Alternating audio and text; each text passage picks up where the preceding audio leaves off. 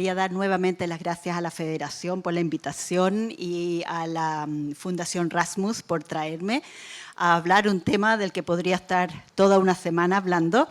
Me voy a acotar a los 40 minutos que me pidieron y hablar entonces de este tema. Ahí tienen mi declaración de conflictos de interés en relación a esta vacuna. Lo más importante que no tengo problemas ético-morales que incidan en esto y abogo por el bienestar y la salud de niños, niñas, hombres y mujeres. Vamos a tratar de ver rápido algunas generalidades del virus papiloma en general, su transmisión, historia natural, lo que nos dijo la OMS, aunque mis predecesores, la gente que vino antes que yo en el módulo de VPH ya me adelantaron bastante. Algunos poquito, con cifras que probablemente y muy seguramente ustedes tienen más frescas que lo que tengo yo, que es la situación epidemiológica en el Paraguay, algunos resultados de las vacunas del VPH y entonces algunas estrategias para mejorar la cobertura en Paraguay, incluyendo entonces, ¿no es cierto?, una dosis y lo que sabemos y la evidencia que hay al respecto. Lo importante, en realidad lo más importante en mis diapositivas es que casi toda la diapositiva se resume en el título. Así que como estamos post-almuerzo, si se han de quedar dormidos, con que lean el título me doy por satisfecha. Ojalá no se queden dormidos, pero así está en colores vibrantes. El virus papiloma humano es estable. Eso es la gracia porque es un virus de DNA. A diferencia del virus del COVID, del virus de la gripe, del virus del VIH, que son de RNA y mutan, lo que ha hecho difícil su estudio y difícil la creación de vacunas. El virus del VPH, al ser de DNA, las vacunas que se crearon, ¿no es cierto?, hace tanto tiempo, y Harald Zuhauser participó, ¿no es cierto?, tan importantemente en su primera descripción, es DNA. Existen más de 200 tipos y 30 o 40 son los que en forma importante tienen un tropismo por el área anogenital. Se dividen, como se recuerdan, en de alto riesgo y en de bajo riesgo. Y ahí puse los más importantes de alto riesgo y si ustedes ven ya no sale el 66 porque el 66 que estaba originalmente clasificado ya no se considera de alto riesgo. Y los de bajo riesgo, que si bien no se relacionan al cáncer de cuello del útero, tienen la importancia que son causantes de alrededor del 90% de los condilomas o verrugas genitales y de la papilomatosis respiratoria y papilomatosis respiratoria recurrente. La vía de transmisión es principalmente sexual. El problema es que cuando decimos sexual, la mayoría piensa como contacto sexual el contacto genital-genital. Pero el contacto sexual empieza mucho antes. Empieza con un beso francés, beso profundo, beso con lengua, los nombres varían según donde sea, con el contacto digital, genital y digital anal, porque el virus sobrevive bajo la uña, en la hiponiquia, obviamente con el contacto oral genital y oral anal. Entonces, todas esas tipos de repertorio sexual, desde la boca, los dedos, eso en general empiezan en la edad pediátrica o en la adolescencia temprana y determinan que la población objetivo primaria sean los adolescentes tempranos, ya sea a los 9 años como lo más temprano, porque los estudios partieron a los 9 años, los 10 o los 12. El VPH ingresa al epitelio a través de las células basales, debe unirse en primer momento con la membrana basal. Déjenme probar si logro mostrar ahí, ¿no es cierto? Hay una unión con la membrana basal, se produce un cambio en la configuración de las proteínas L1 y proteínas L2 de su capa exterior y entonces a través de un mecanismo activo, vía furinas, logra entrar en estas células de la membrana basal. Y ese mecanismo incluso es distinto dependiendo del genotipo de VPH del que hablemos. Sin embargo, para que el VPH llegue a la membrana basal, tiene que entrar por microlaceraciones, por algún tipo de herida. Y por eso que hay algunos epitelios que entran mucho más fácil, como es el epitelio cervical en mujeres jóvenes, porque existe la metaplasia, en que el tejido glandular reemplaza el tejido glandular del endocervix, reemplaza al epitelio plano pluriestratificado del exocervix, o también el epitelio anal, en que también existe la línea pectínea, es otro tipo de epitelio más frágil. Esta unión posteriormente, ¿no es cierto?, todo esto sucede bastante silenciosamente, pasa desapercibido para estas células que se llaman las células presentadoras de antígeno. Y esto se produce entonces en la palabra en inglés stealthy, que es silenciosa o clandestina, porque ocurre intraepitelialmente, no hay viremia, no hay destrucción celular, no hay inflamación, no hay muerte, y entonces pasa bastante desapercibido al sistema inmune. Y causa entonces de que existe una gran diferencia entre la inmunidad natural y la inmunidad causada por vacunas. Y aquí ustedes ven lo que son, y va a variar, ¿no es cierto?, un poco en estudios, pero todos demuestran lo mismo. La inmunidad natural creada por el VPH, por este mecanismo muy silencioso que pasa desapercibido a las células presentadoras de antígeno, es muy baja. Y los niveles, en realidad, ya sea con 1, 2 o 3 dosis de los anticuerpos, son muchísimo más altos, de los anticuerpos neutralizantes. Recuerden que los gráficos en la Y generalmente son gráficos logarítmicos. Y en cambio, voy para atrás, disculpen, en la vacuna se inyectan estos anticuerpos neutralizantes directamente vía intramuscular, donde se produce una gran inflamación, entra directamente en contacto con las células presentadoras de antígeno y por eso se crean estos niveles altos de anticuerpos. Lo importante, como decía también en la mañana, es la infección persistente. Recordemos que la infección inicial por VPH se produce habitualmente en la adolescencia tardía o adultez joven temprana, digamos en los 20 años, pero el 70-90% de quienes en algún momento nos infectamos resuelve la infección. También, y de aquí puede pasar a lesiones de bajo grado o directamente desde la infección pasa a lesiones de bajo grado, ¿no es cierto? Y también, las lesiones de bajo grado también se resuelven. Por eso que algunos consideran que tanto la infección por VPH como las lesiones de bajo grado, el NIE1, deberían considerarse casi como marcadores de actividad sexual, sobre todo en mujeres jóvenes. Más que preocuparse, son casi un marcador de actividad sexual porque el 80% lo va a resolver solo, se va a eliminar en el curso de un año.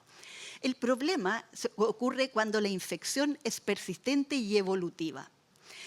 No existe consenso actualmente cuánto tiempo debemos considerar infección persistente evolutiva. Al comienzo se consideraban 6 meses, posteriormente 1 año, y actualmente hay algunos que consideran debieran ser 2 años. Pero en promedio actualmente se dice 1 año. La infección persistente y evolutiva, ¿no es cierto?, es la que puede llevar a las lesiones intracervicales de alto grado y esta al cáncer cervical. En personas inmunocompetentes, todo este proceso ocupa 1 a 2 décadas. En personas, y sobre todo en mujeres inmunodeficientes, puede ocurrir tan rápido como en 1 año. Y hemos visto mujeres portadoras del virus del VIH que desarrollan cáncer en el curso de 1 año. Por eso que todos los protocolos de seguimiento son distintos en mujeres VIH positivas. Esto es lo mismo que voy a mostrar ahora, pero visto desde el punto de vista de los epitelios, ¿no es cierto? Un epitelio normal, si se infecta, pasa a un epitelio infectado. Pero alrededor del 80% se produce una eliminación y vuelve a ser un epitelio sano.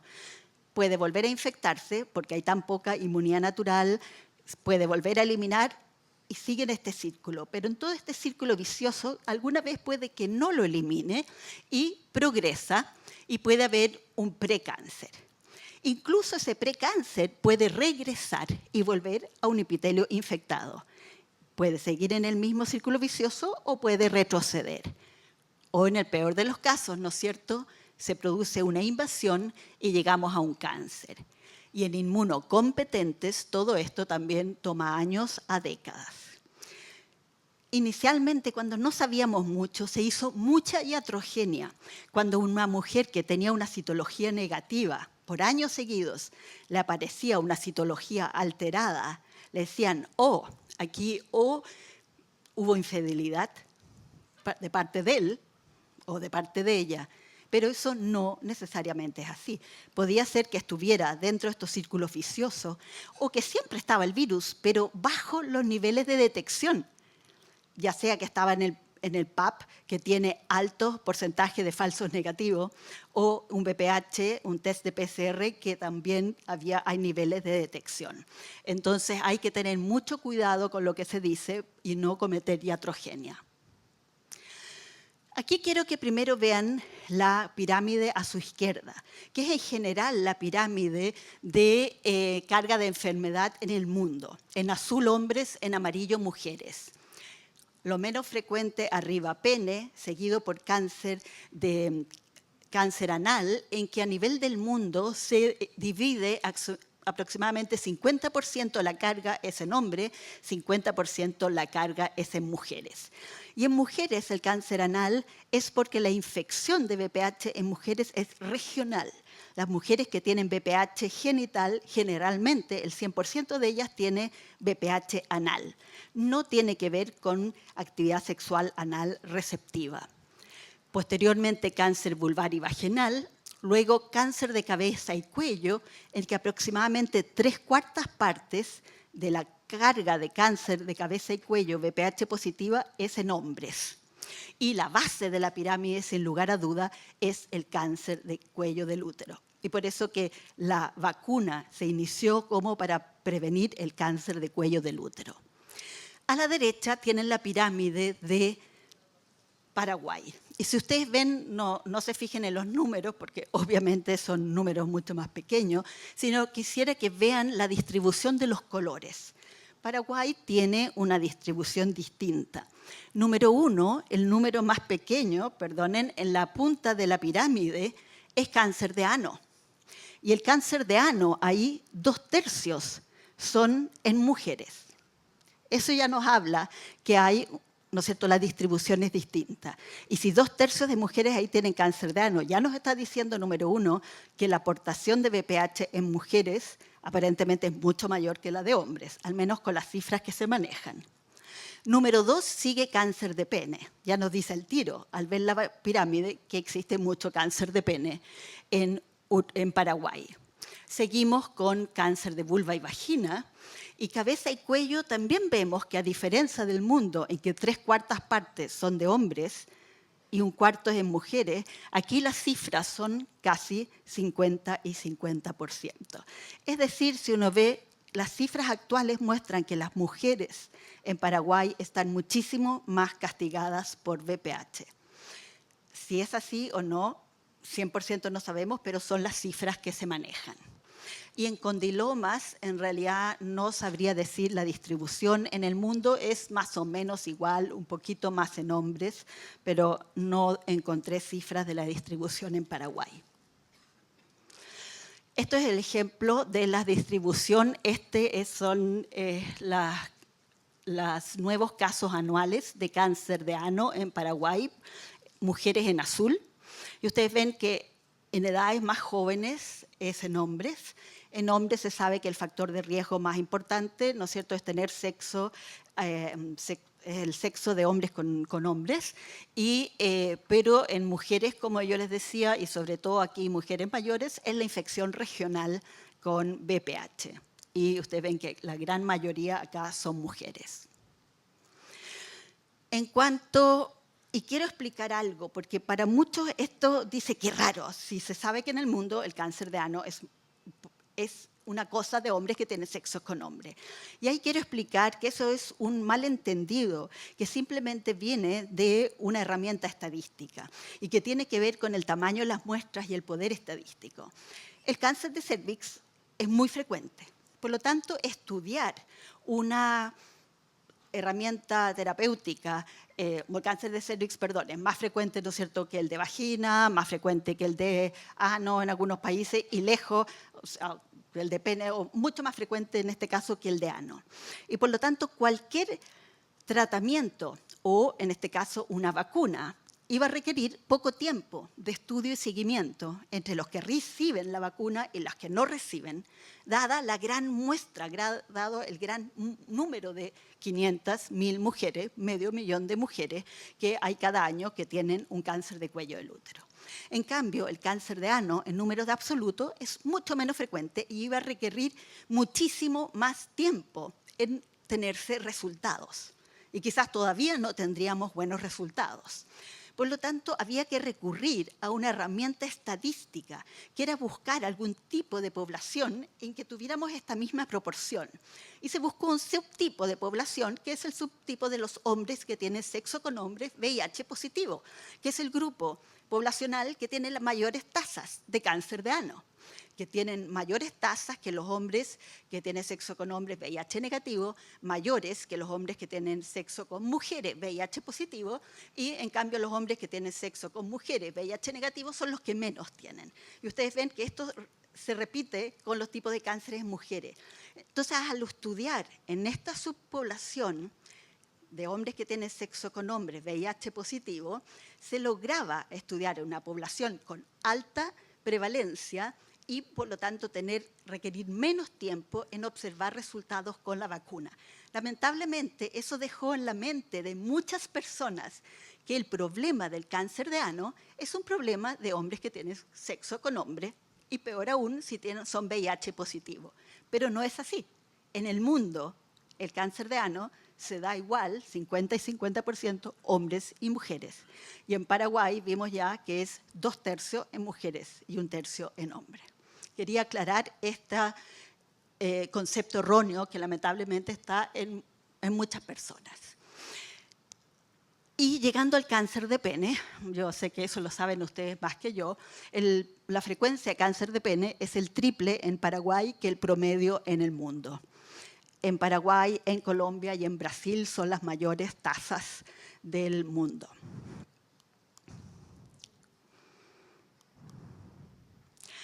Pero vamos a aterrizar ahora en cáncer de cuello del útero. Sin ir a las tasas en particular, amarillo son los países con la menor incidencia de cáncer de cuello del útero, rojo los países con la mayor incidencia.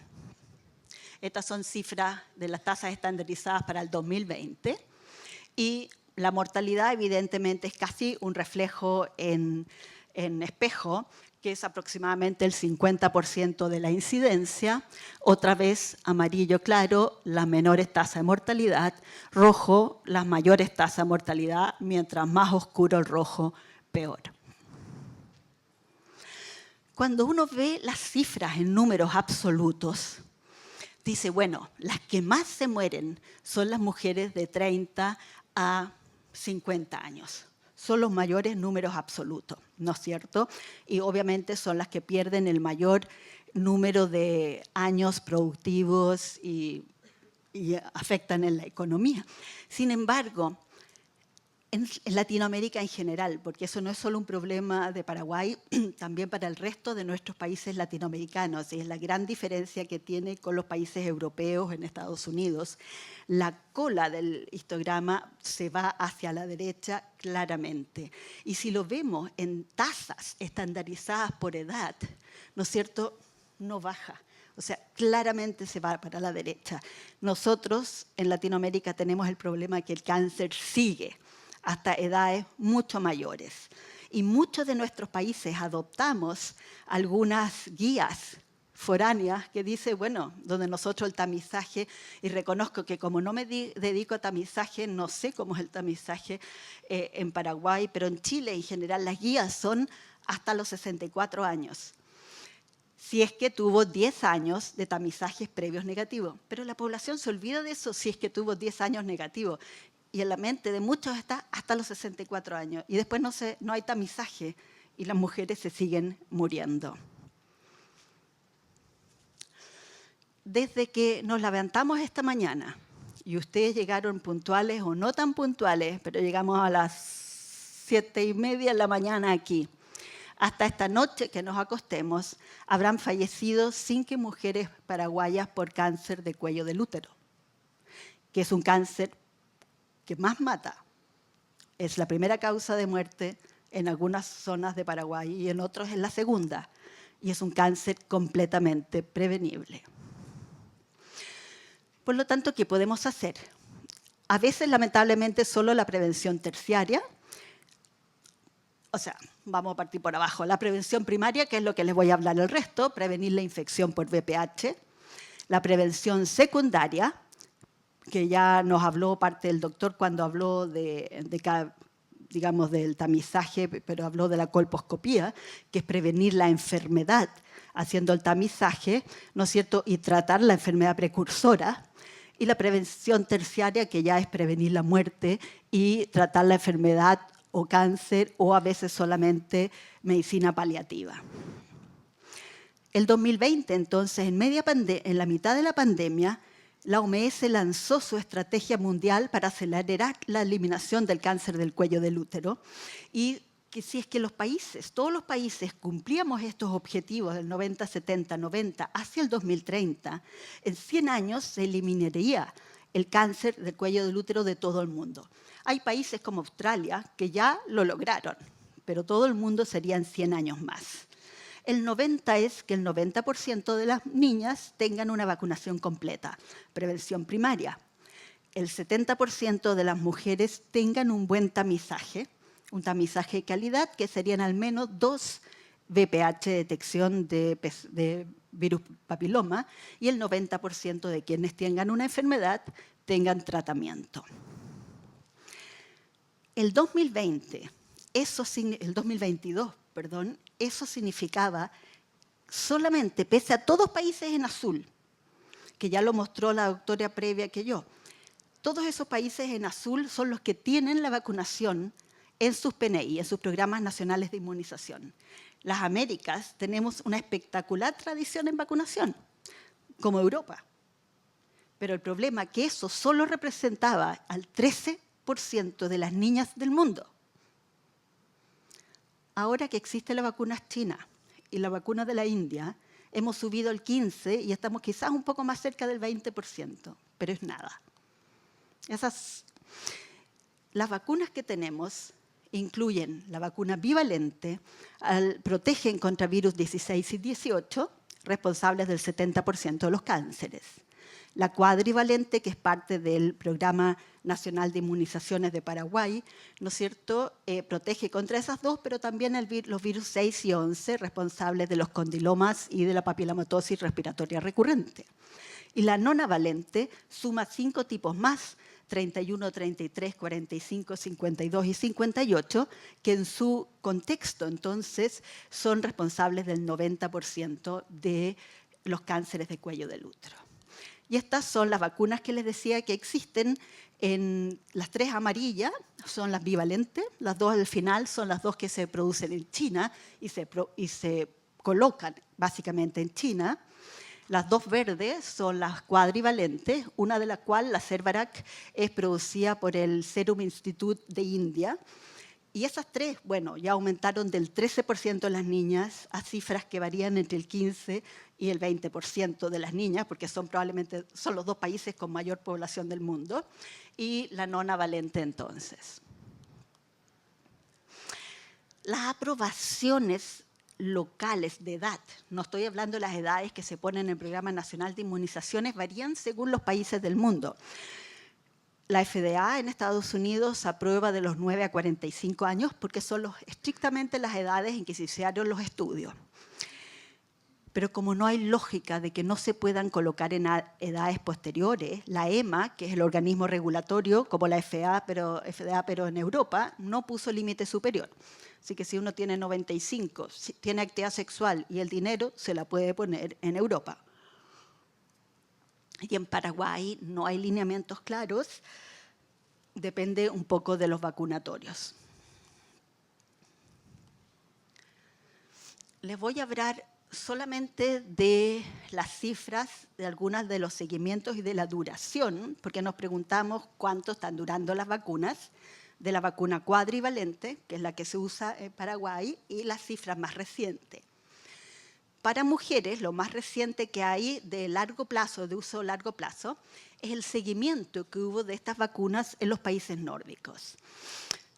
Probablemente ustedes recuerdan que los estudios de estas vacunas, los estudios pivotales, los iniciales para ver eficacia, estaban divididos en dos ramas, las que recibían vacuna, en la primera la cuadrivalente, y las que recibieron placebo. Una vez que se demostró eficacia, a las mujeres que recibieron placebo se les ofreció vacunarse. Entonces se acabó la rama placebo y no se puede ver el efecto a largo plazo.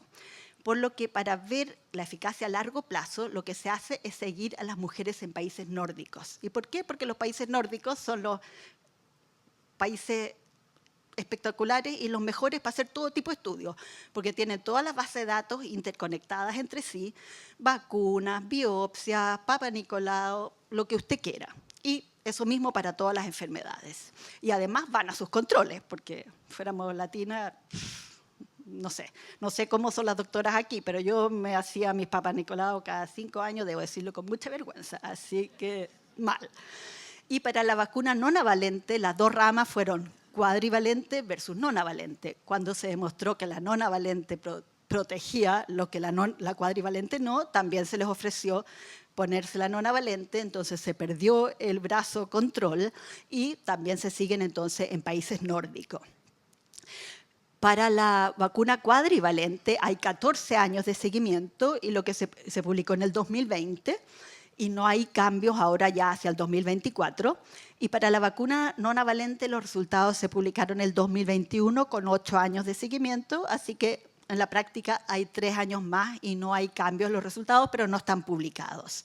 Para ambas hay un 100% de vacunas, eficacia vacunal. Estos por protocolo fueron adolescentes vacunados, ¿no es cierto? Es decir, que no hubo lesión, no hubo ni infección persistente, ni lesiones, ni básicamente ni 2 o más en la población, las mujeres vacunadas, seguidas por 14 o por 8 años.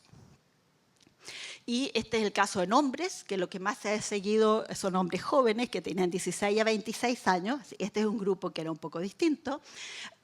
No hubo lesiones en 10 años de seguimiento. Y aquí sí se siguieron no en países nórdicos, sino que en un grupo que se siguió específicamente, porque el subgrupo también tenía un...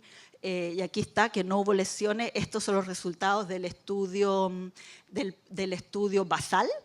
Y no hubo, en el seguimiento no hubo casos.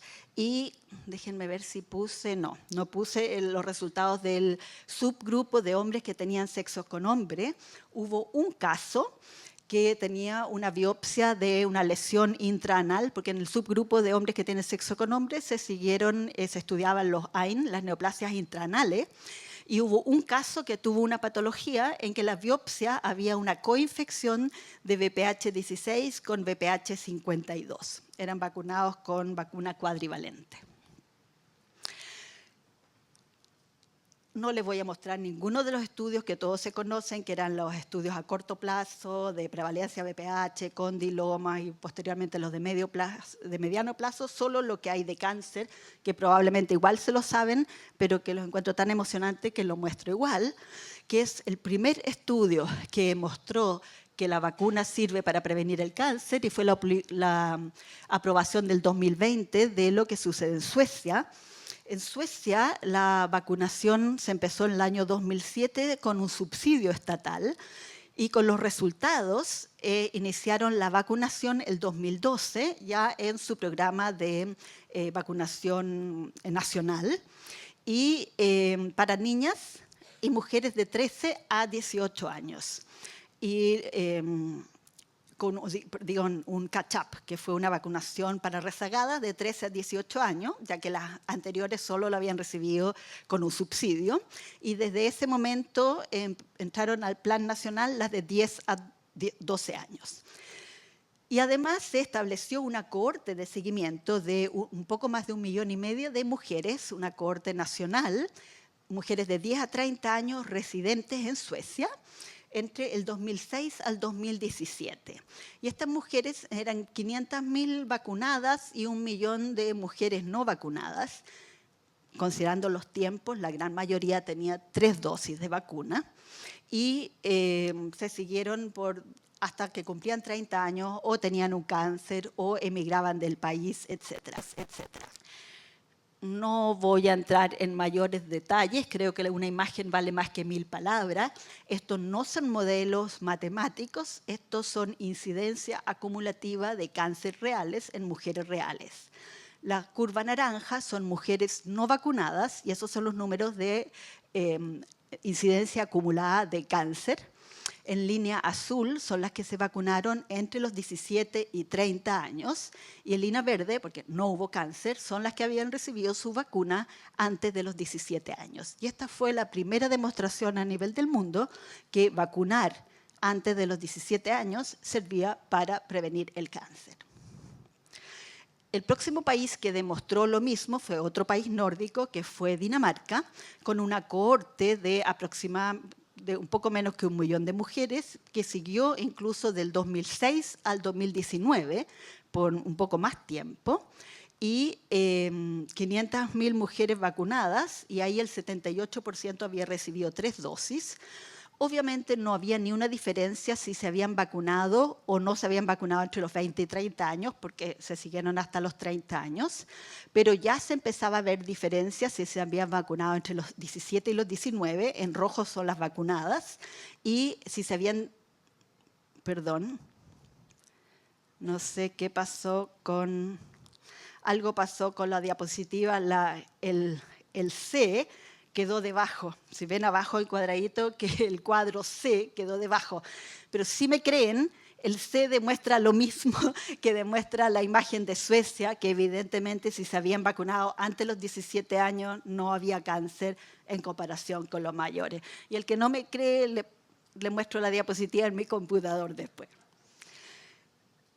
Esta es la situación de la vacunación en Paraguay, ¿no es cierto? Como muchos de los países, se empezó temprano, se había llegado a cifras relativamente adecuadas, llegó la pandemia y todo se derrumbó. Por lo tanto, voy a mostrar algunas, me voy a apurar, algunas estrategias que se decidió implementar para mejorar las coberturas.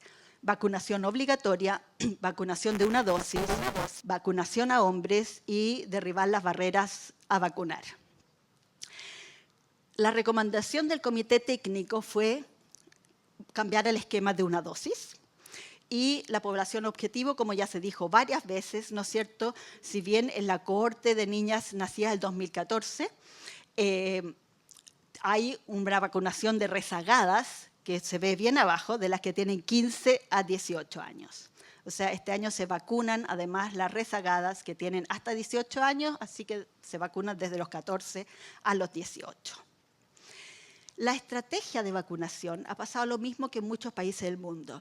Dice, la vacunación se hará en las unidades educativas, previo consentimiento de los padres y tutores del niño o la niña.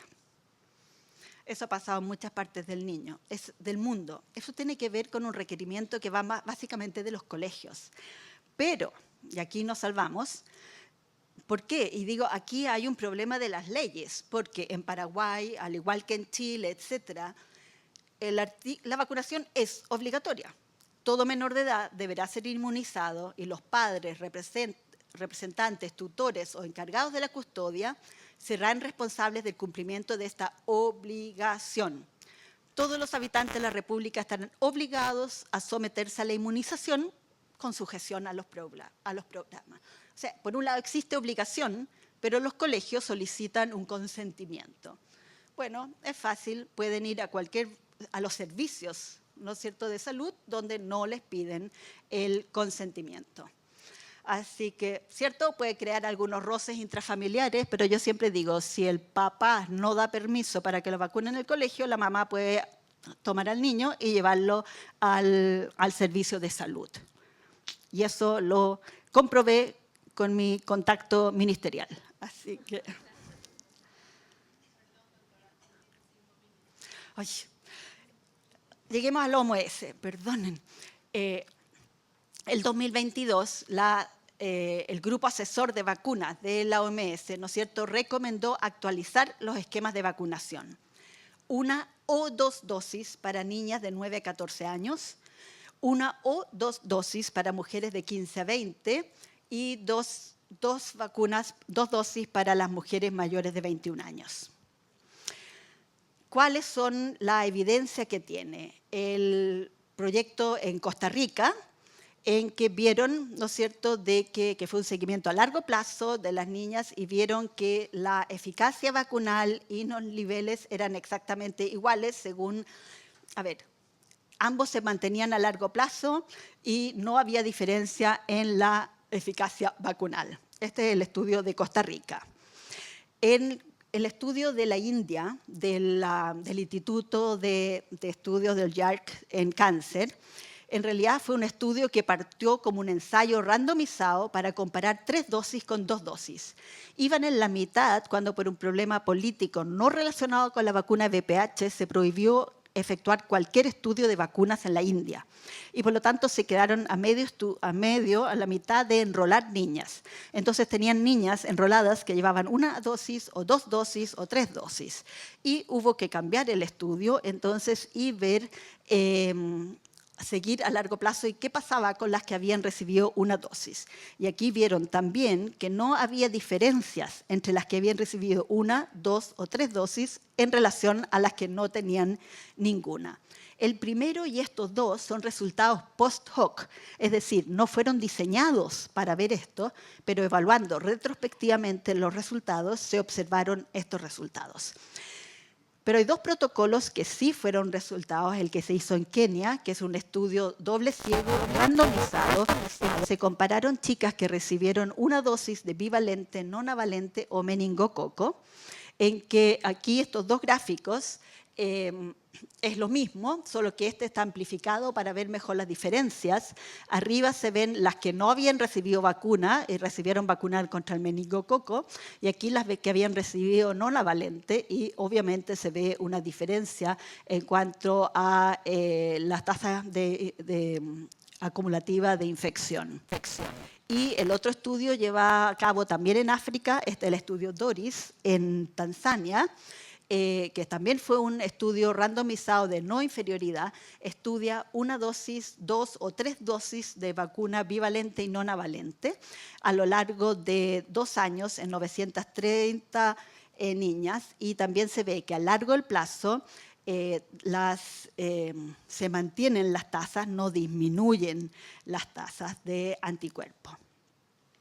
La misma OMS dice que la calidad de la evidencia de los 2 primeros no es tan buena, no es tan robusta, que el de los 2 últimos sí es más robusta, y concluye que en realidad es suficiente para hacer una recomendación para cáncer de cuello del útero.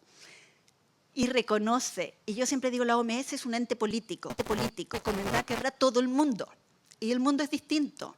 Entonces, la eliminación del cáncer de cuello es posible. Y esta recomendación de 1 dosis tiene el potencial de llevarnos más rápido a una meta de tener el 90% de las niñas vacunadas. ¿Okay? Y yo personalmente pienso que se necesita más, y si es para cáncer del cuello del útero estamos bien, pero no sabemos qué pasa para otros cánceres y para hombres. Entonces, el futuro está en los resultados del proyecto Escudo, que es un proyecto que se lleva a cabo, se enrolaron más de 20.000 niñas en Costa Rica para comparar 1 o 2 dosis con la vacuna bivalente y 1 o 2 dosis con la vacuna nonavalente, y el proyecto PRISMA, que se lleva a cabo en distintos países y en que también es controlado, aleatorizado, doble ciego, para comparar mujeres que reciben, y estas son mujeres mayores. Entonces, esto ya cambia el foco, el otro era mujeres jóvenes, estas son mujeres mayores, ¿no es cierto?, de 18 a 30 años, para ver qué pasa en las mujeres de 18 a 30 años con 1 dosis, y son 3 grupos, uno recibe nonavalente, el otro bivalente, y el otro Adacel, que es la vacuna de tétano, difteria, pertusis acelular. Y se van a seguir por 3 años con controles cada 6 meses. Así que va a ser súper interesante cuando estén los resultados. Me quedan 2 minutos, si me dan permiso, porque esta es la otra estrategia, que es vacunar hombres. Y vacunar hombres tiene tres. ¿Por qué se vacuna a hombres? Por tres pilares. Uno, ¿no es cierto?, y es una buena idea que se tomó en Paraguay, que es para aumentar las bajas tasas de vacunación femenina, en el sentido que se produce una protección de rebaño de hombre hacia mujer cuando se vacuna a los hombres. O sea, cada hombre vacunado va a proteger a una mujer no vacunada, en la medida que todos queden dentro de su rebaño, no que se vayan a otra parte. Porque eso es importante. Por la patología en hombre. Y ya vimos que el cáncer de pene, no existe aprobación para el cáncer de pene, no hay estudios en cáncer de pene, pero a ver, si ha servido para las otras cosas, esto es off the record, off label, va a servir. Esto, off label. Y obviamente como equidad de género. Y lo último, derribemos mitos, por favor. La vacunación no aumenta la actividad sexual en los jóvenes. ¿Okay? Existen millones de estudios que muestran que o la posterga o aumenta los cuidados. Estudios de 2014, 2015, 2016. No hay muchos recientes porque ya el ítem se zanjó. Y por otro lado, tampoco es necesario ser virgen para vacunarse, porque total, si uno tiene VPH, el 80 o 90% lo va a eliminar y ya vuelve a ser virgen para VPH, entonces no hay problema. Y los que me escucharon en la mañana, hablé de la Declaración de Lisboa sobre los derechos del paciente, derecho a la autodeterminación, derecho a la educación, y son barreras. Yo creo que no porque no sepamos, sino porque nos olvidamos, o porque sobre todo en Latinoamérica nuestra educación como médicos fue muy paternalista. ¿Cómo le voy a decir a la señora que no tiene dinero? Yo personalmente difiero de eso, creo que igual le tenemos que decir, porque no es nuestro rol juzgar. Tenemos que decirle, y eso me lo enseñaron mujeres muy pobres. Cuando estábamos hablando, no para las vacunas de ellas, pero de sus hijas, cuando todavía no existía plan nacional en mi país. Y todas estaban haciendo, en Chile decimos rifas o bingo, o estaban haciendo actividades para juntar dinero. Porque en mi ambiente nadie se había muerto de cáncer de cuello del útero, pero ellas eran mujeres que trabajaban en el aseo y en distintas cosas en un hospital. Y de sus amigas o de sus familias, todas tenían gente que se había muerto de cáncer del útero. La vacuna costaba más que lo que ellas recibían de sueldo, pero todas querían ponerle la vacuna a sus hijas. Entonces, no es uno el que debe decidir, no podemos ser paternalistas, tenemos derecho a la educación de las personas y son ellos quienes deciden. Y lo último, de verdad que es la última, la Sociedad Norteamericana PIA recomienda a todo el personal que está en contacto con el vapor y todo, haciendo los LIP, haciendo, ¿no es cierto?, los conos, todo, que se vacunen, porque tendrían un mayor riesgo. No existe evidencia 100% clara, pero es claro en recomendarlo. Me voy a saltar las recomendaciones, todo el resumen, pero que es todo lo que hablamos y espero haberlos convencido a los que todavía no estaban convencidos.